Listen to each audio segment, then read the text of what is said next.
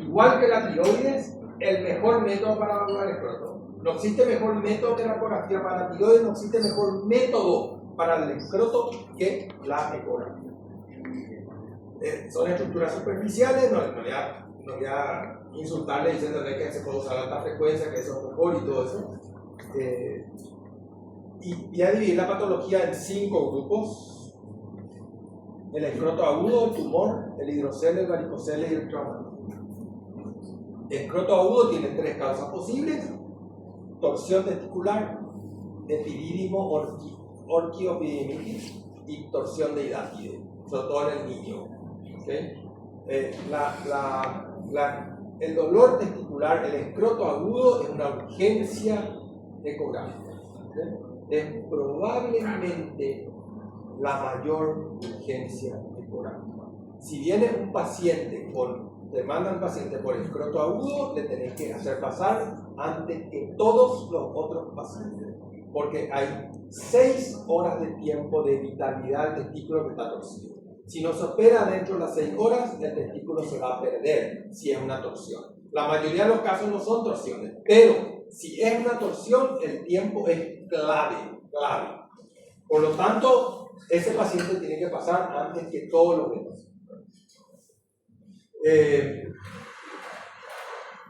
Es lo que yo acabo de decir. Es una ecografía de urgencia. Probablemente la urgencia más importante que tenga una ecografía. ¿Por qué se produce la torsión? Porque se tuerce el pedículo. Voy a avanzar ya y les voy a mostrar por qué se tuerce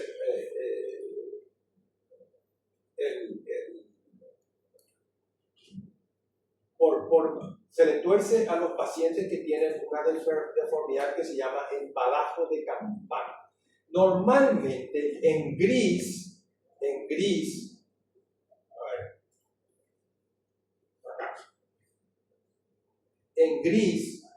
está la vaginal. El testículo viene del abdomen, ¿verdad? Y arrastra el peritoneo, que se va a convertir en túnica vaginal allá abajo en el escroto. La túnica vaginal es lo mismo que el peritoneo. Esa túnica vaginal se va a absorber, ese peritoneo se va a absorber, excepto acá. Esta es una configuración normal, excepto rodeando el testículo. Lo normal es que todo se absorba excepto el peritoneo que recubre el testículo, que se va a llamar túnica vaginal. Si no se reabsorbe en la parte baja del cordón, la túnica vaginal llega hasta acá arriba y entonces el testículo tiene la forma de torcerse. Este testículo no tiene, es lo que se llama, por esto se llama, por el bajo campana. Esto viene a ser la túnica vaginal que se va hasta allá arriba. Esto le permite le posibilita que el testículo gire. Y si gira el cordón, este es un cable con estructuras compresibles, se comprime y deja primero de salir sangre. Este es un concepto súper importante. Si el testículo gira 170 grados, por ejemplo, 170 grados, va a haber una oclusión venosa nomás, porque las venas tienen menos presión que la arterial, son más fácilmente compresibles. Ahí este es un desafío diagnóstico, porque vos haces Doppler y vas a tener señal arterial en el testículo. ¿Están entendiendo? Por eso, la señal venosa es más importante que la arterial. Si vos tenés señal venosa, el testículo no está torcido. Vos estás seguro. Si tenés señal arterial, no estás tan seguro. Lo que va a ocurrir, lastimosamente no tengo imágenes de esto, es las venas dilatadas enormemente por debajo del sitio de la torsión. Por ejemplo, acá está torcido, en este punto. Ustedes van a ver un paquete vascular por encima del polo superior del testículo, que son las venas dilatadas. Si el testículo gira 360 grados en vez de 170, por ejemplo, se van a cerrar las arterias. Pero para que vos dejes de ver flujo arterial, el testículo tiene que hacer por lo menos 360 grados, por lo menos, a veces hace más. Y cada vez que gira el cordón, es como una toalla que uno gira, se va enrollando de esta manera. Y lo que vos ves, un elemento es el Doppler, que es el que yo le voy a mostrar. El otro es imaginarte lo que pasa con una toalla que vos mirás. Se enrosca y esa rosca vos ves también y es súper sugerente de torsión. Entonces, esta es la causa de la deformidad en badajo de campana, que no se ve, no hay manera de diagnosticar, no hay ninguna manera de diagnosticar la deformidad. Porque la túnica vaginal no se ve, vos no sabes hasta dónde llega la túnica vaginal. Cuando se tuerce, vos te enterás. Entonces, el dolor es de inicio brusco, el paciente te va a decir el minuto en el que empezó, y el diagnóstico es ausencia o disminución de vascularización, teniendo muy en cuenta la vascularización venosa. El testículo asciende, porque si vos tenés algo y se enrolla, asciende el testículo está más alto y tiene una masa supratesticular que no tiene flujo porque está cerrado el flujo, pero vos sabés que te das cuenta que son venas dilatadas. Bueno, esta es una torsión del testículo derecho. El testículo ya está un poco más grande, ya está más hipocoquémico y no tiene vaso sanguíneo. En este caso no tiene vaso sanguíneo, pero puede haber, y esta es la masa. Esta es la masa supratesticular. Así se ve, ¿no? A veces más evidentemente con cordones venosos, pero se ve una masa supratesticular y el testículo está más alto. Doctor, eso de que no se pierda todo el peritoneo, ¿eso es un defecto o es una variante anatómica? Es una variante anatómica. Es una variante anatómica. Que es imposible de diagnosticar. A lo mejor yo tengo y nunca se me torció, y qué sé yo, ¿verdad? Pero es imposible diagnosticar. Y yo no sé que, como es imposible diagnosticar, no sabemos qué porcentaje de los que tiene la deformidad hace torsión. A eso me refiero, no sabemos. Porque solo nos enteramos cuando tuerce. La epididimitis y la orquiepididimitis. Fundamental entender que la infección es retrógrada. La epididimitis y la orquiepididimitis son infecciosas. Hay dos picos de edad. El joven, en cuyo caso el origen es venéreo. El adulto, en cuyo caso el origen es prostático. Una función prostática. La infección es siempre retrógrada. Viene, digamos, de la uretra. Fíjense, en un joven que hace epididimitis, el bicho entró por la uretra, el veneno. De la uretra viene para atrás, constructos diferentes, etcétera, etcétera, y llega, el epidimo empieza, la red de testis se va primero a la cabeza del epidimo. La cabeza del epidimo, después el cuerpo, después la cola, pero la infección viene al revés. Por lo tanto, lo primero que se va a hematizar y se va a inflamar es la cola, después el cuerpo, después la cabeza y después el testículo. ¿Okay? La epididimitis es mucho más frecuente que la artritis por este motivo, porque como duele tanto, se va a consultar al paciente y ya le tratan, ¿verdad? Vamos a ver, en el caso, en epididimitis y orquiepididimitis, aumento de volumen, hipocogenicidad, hipervascularización del testículo o del epididimo.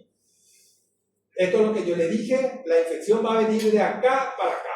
O sea, si llega, va a infectar primero esto, después esto, después esto, después el testículo. O sea, la orquitis es ya un germen muy agresivo que avanzó rápido o una infección ya de cierto tiempo de duración. Este paciente tiene testículo epididimo, fíjense que negro, grueso está el epididimo, aparte le duele, obviamente, esta es una ventaja de la ecografía.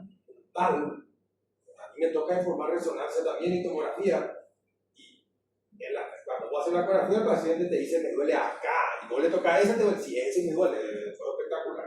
Y el paciente tiene una hipervascularización del epididimo. Esto es una epididimitis global, cabeza, cuerpo, cola. Esta es una epididimitis de la cola solamente, porque el paciente ya vino y estaba infectada la cola, la parte caudal del testículo. Hacia allá es caudal y hacia acá es craneal.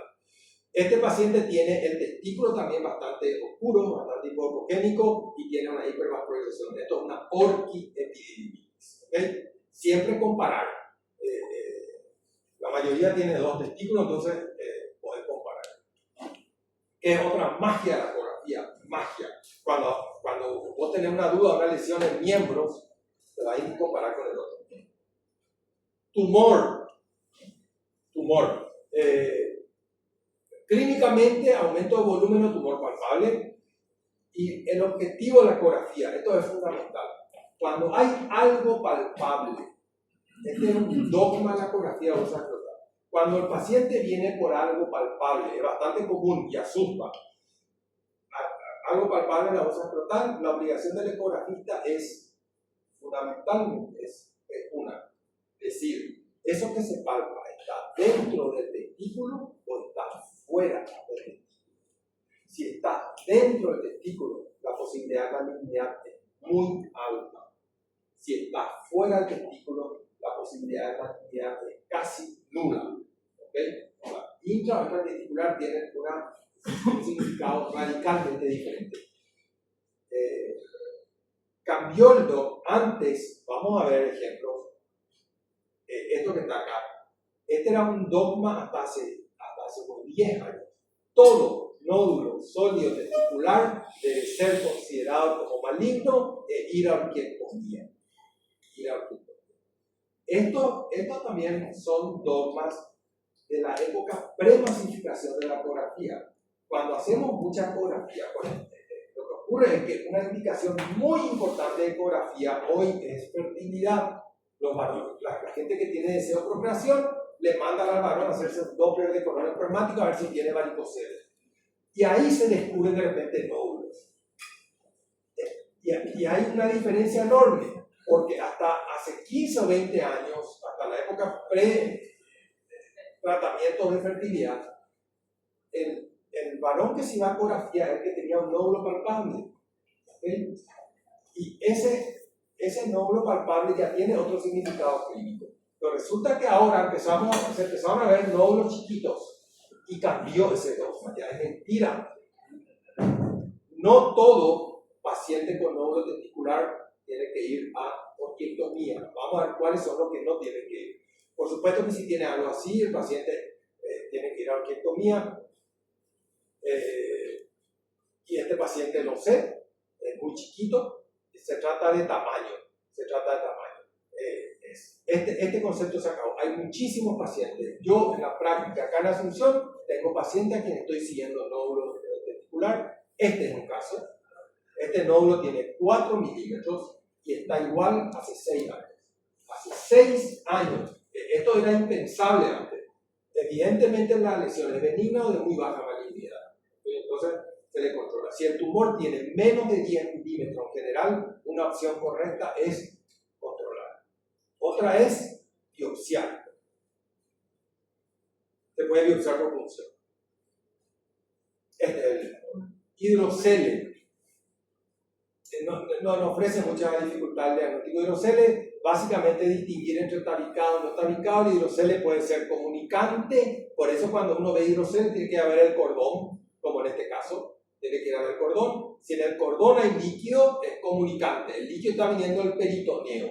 Si en el cordón no hay líquido, el hidrocele es genuino del escroto, y eso es por trauma, infección, inflamación, etc.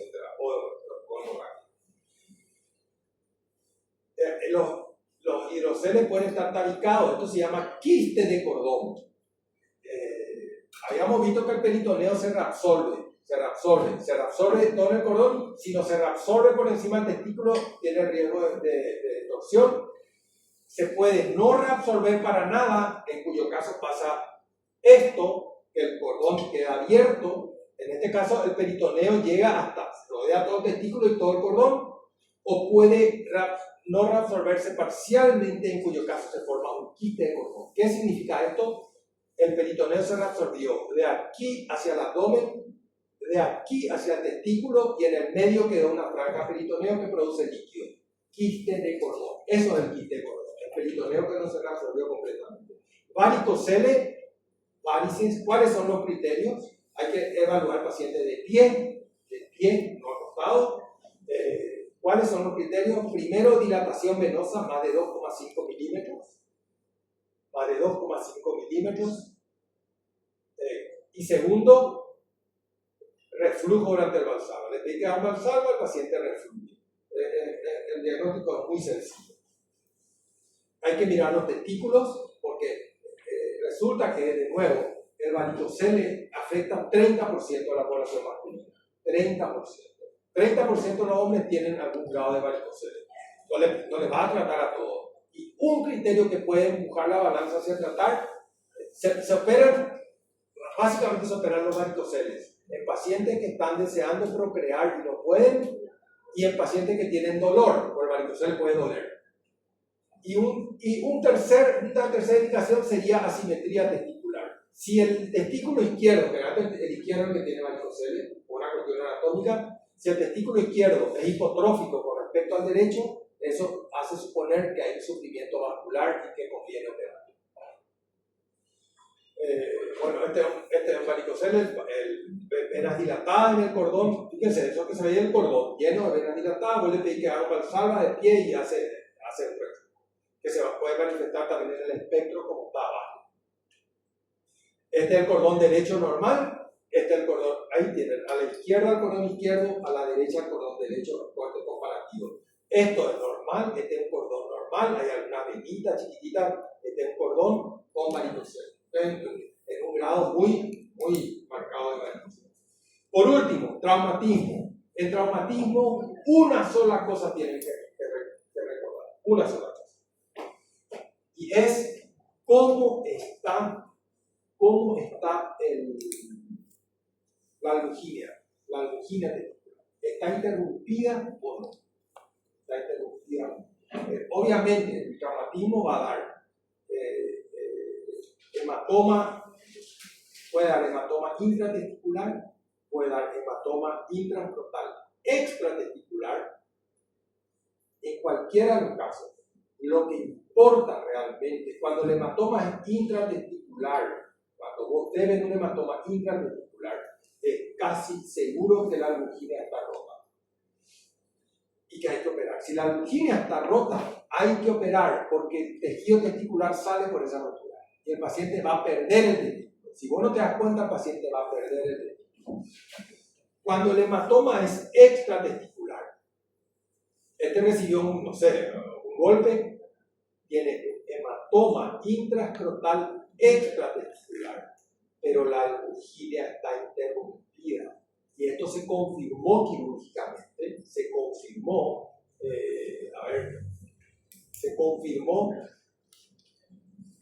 esta rotura que tenía, que va de acá hasta acá más o menos, que tenía unos 3 o 4 milímetros, y a través de la cual parte de esto que vemos acá es pulpa del testículo, hematoma y pulpa del testículo, y se suturó. A ver. Acá se ve, esta es la zona. Por supuesto, ver vitalidad con Doppler, ver vitalidad testículo. Eso fue, y vamos a pasar ya a tórax, que es cortito.